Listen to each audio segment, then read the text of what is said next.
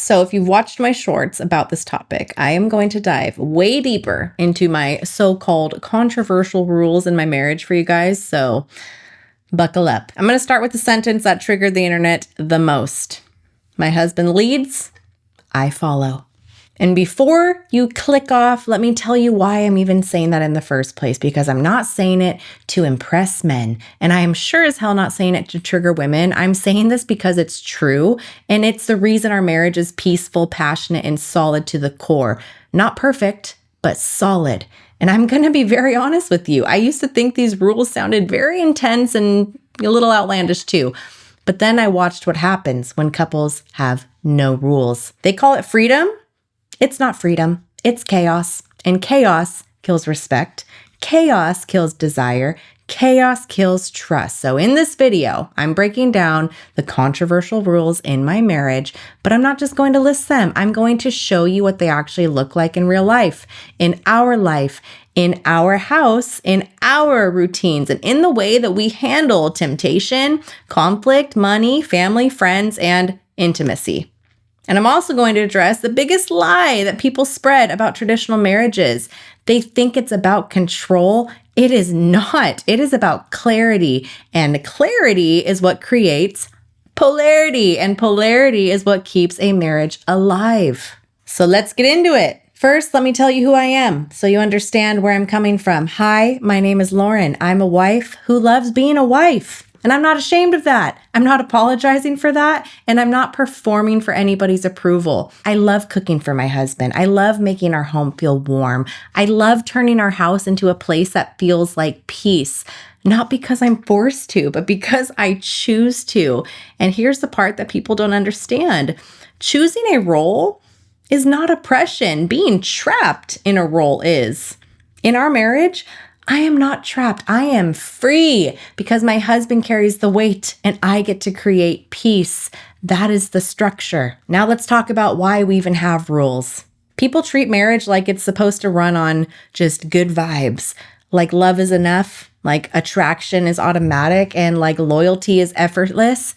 I'm sorry, but rude awakening, it's not. Marriage is a system. It is the most important business decision that you are going to make your entire life. If you don't build the system on purpose, the system builds itself. And the system builds it usually by two stressed people, two bruised egos, two phones, no intimacy, no polarity, and zero respect. And then everybody says, I don't know what happened. I do. No rules happen. No structure was in place. Rules are not a prison. Rules are protection. They protect your peace. They protect your bond. They protect your attraction, and they protect your future. So I'm going to walk you through the rules, but in themes, because our rules work together like a machine. And theme 1, leadership, 1 captain, no chaos. The rule, my husband has the final say. Let me make that very real and clear. We're deciding something small, where to eat, what we're doing this weekend, where we're traveling, how we're spending the money.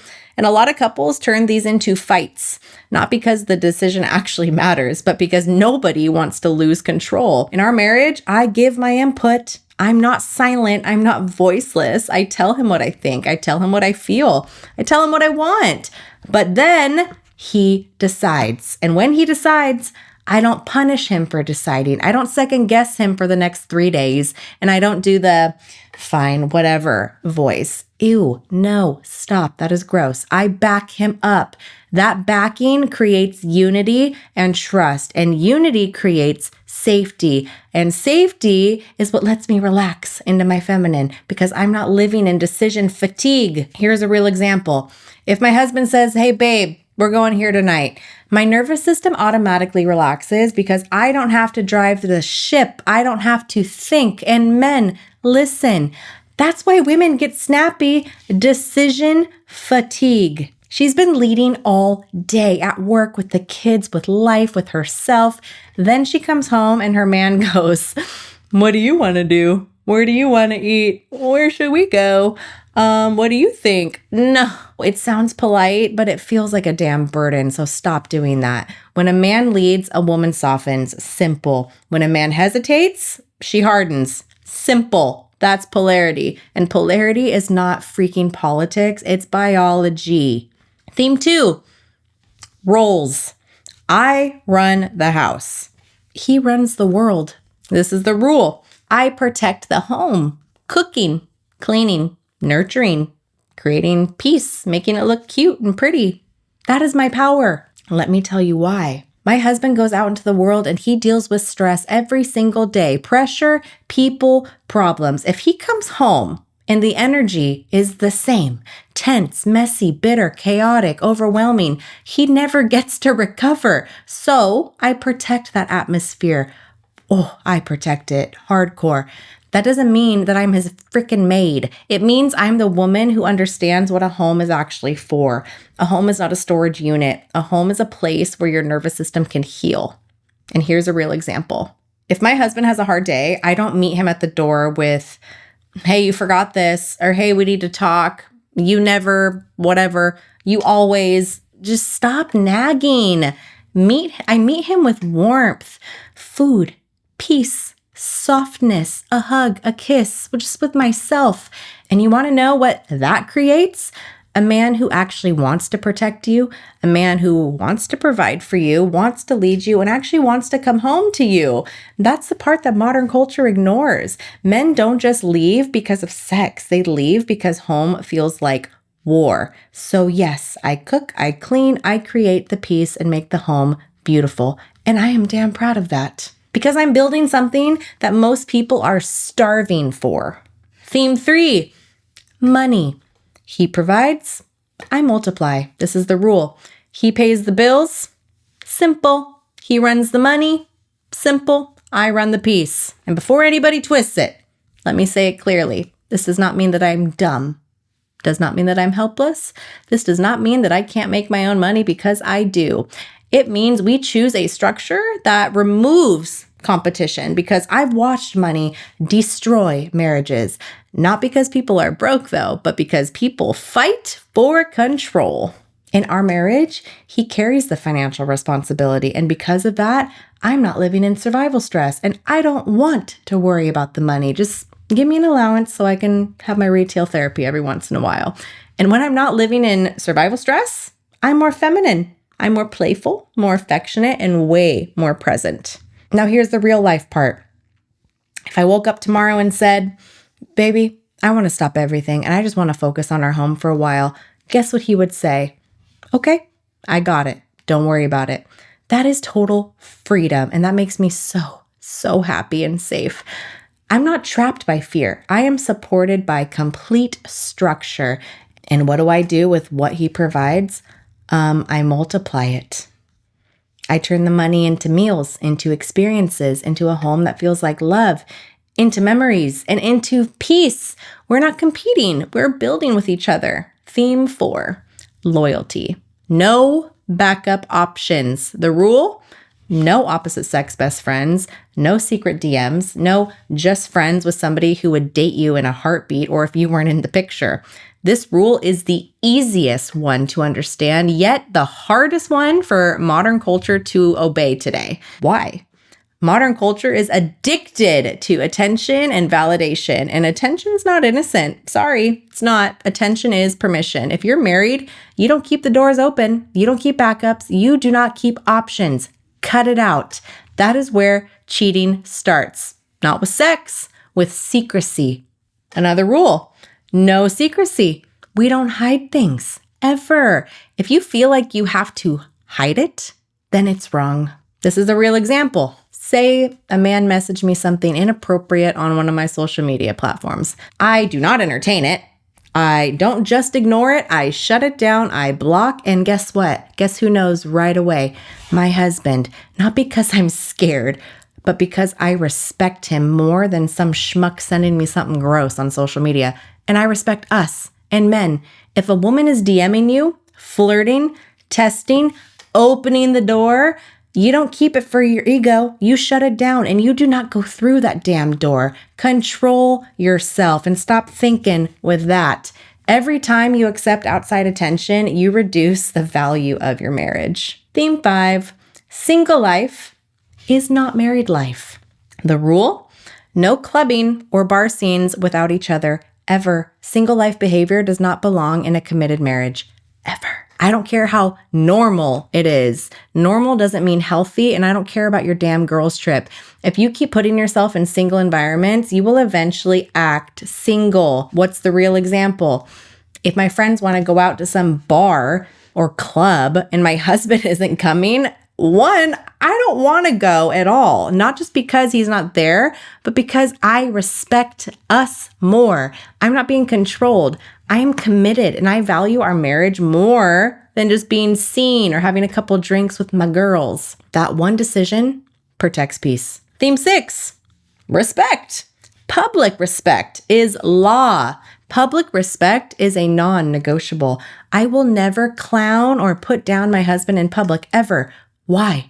Disagreements happen at home, privately, because disrespect is not communication. Disrespect is destruction. And a real example could be if we're out and he says something that I don't like or don't agree with, I don't embarrass him, I don't correct him, and I do not do the sarcastic wife act.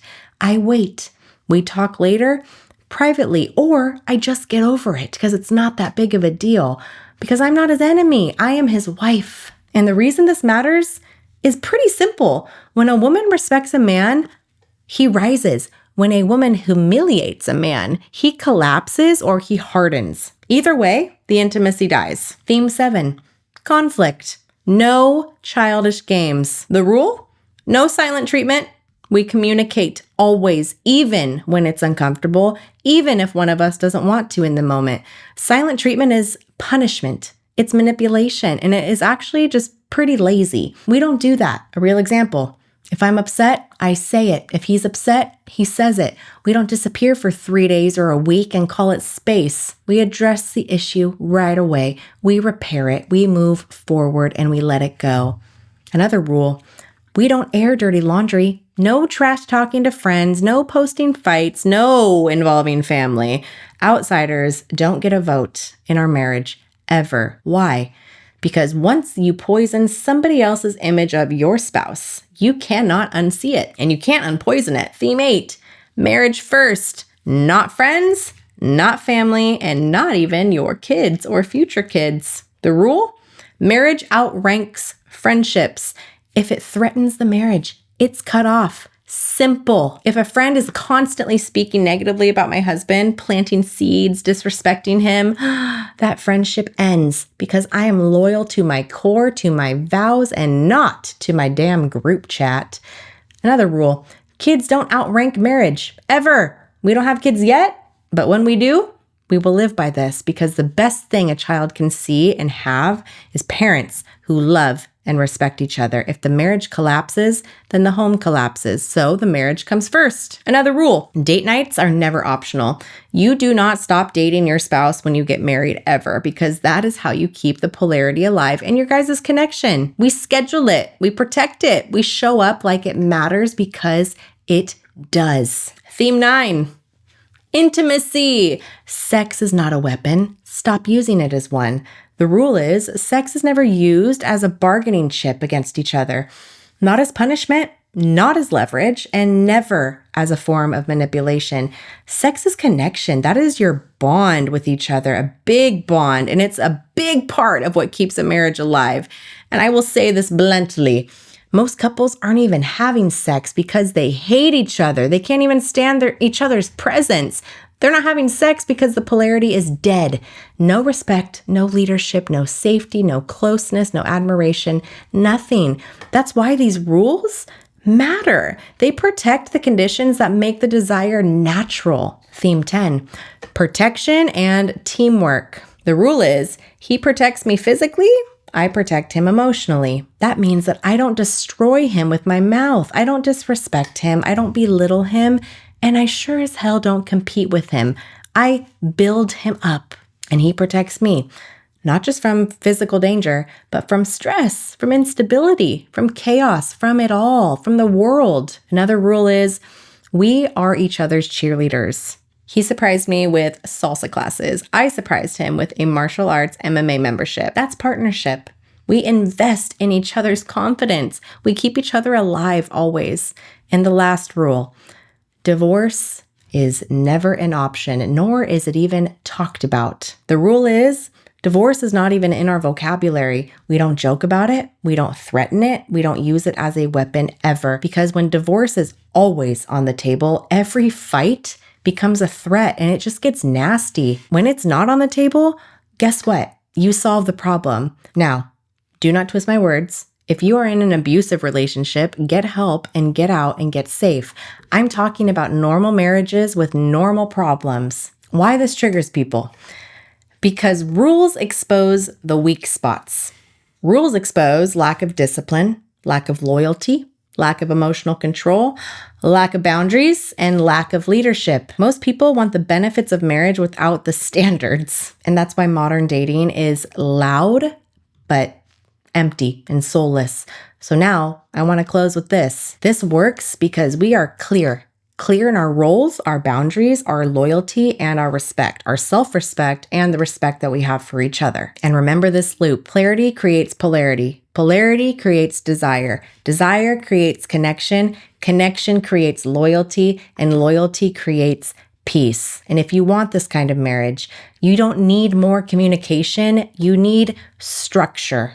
And you need some standards. You need the rules. And you need the courage to live by them, even when people don't like it. Because at the end of the day, I'm not building a marriage for strangers online. I'm just sharing it with you guys to see our dynamic and to see how we actually live.